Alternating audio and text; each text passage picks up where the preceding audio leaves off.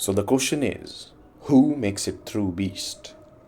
It was 2004 and my second year of graduation school in psychology when I set about answering the question. But for decades, the US Army has been asking the same thing.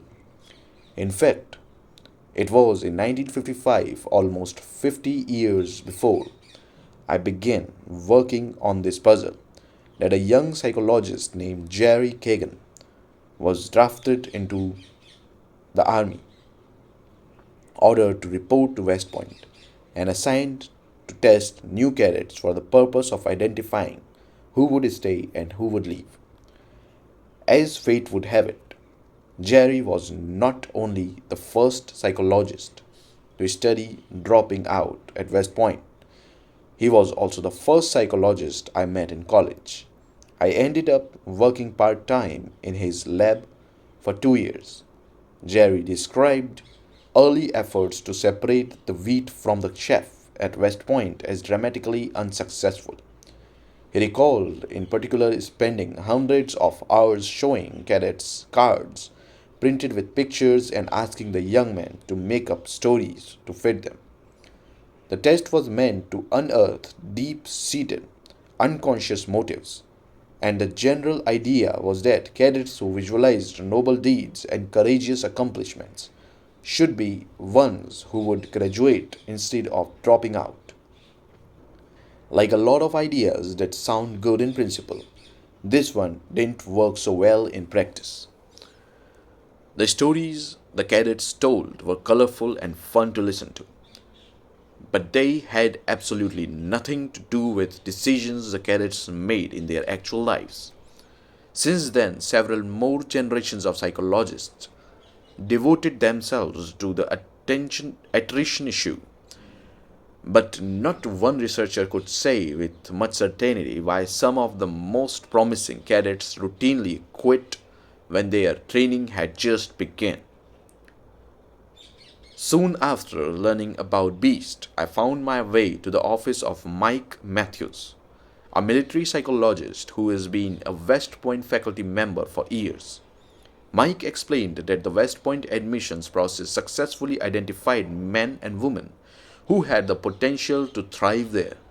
In particular, admission staff calculate for each applicant something called the whole candidate score, a weighted average of SET or ACT exam scores, high school rank adjusted for the number of students in the applicant's graduating class, expert appraisals of leadership potential, and performance on objective measures of physical fitness. You can think of the whole candidate score as West Point's best guess at how much talent applicants have for the diverse rigors of its 4 year program. In other words, it's an estimate of how easily cadets will master the many skills required for a military reader. The whole candidate score is the single most important factor in West Point admissions, and yet it didn't reliably predict who would make it through Beast. In fact, cadets with the highest whole candidate scores were just as likely to drop out as those with the lowest. And this was why Mike's door was open to me. From his own experience joining the Air Force as a young man, Mike had a clue to the riddle. While the rigors of his induction weren't quite as harrowing as those of West Point, these were notable similarities. The most important were challenges that exceeded current skills. For the first time in their lives, Mike and the other recruits were being asked on an hourly basis to do things they couldn't yet do. Within 2 weeks, Mike recalls, I was tired, lonely, frustrated, and ready to quit, as were all of my classmates. Some did quit, but Mike did not. What struck Mike was that rising to the occasion had almost nothing to do with talent. Those who dropped out of training rarely did so from lack of ability. Rather, what mattered, Mike said, was a never give up attitude.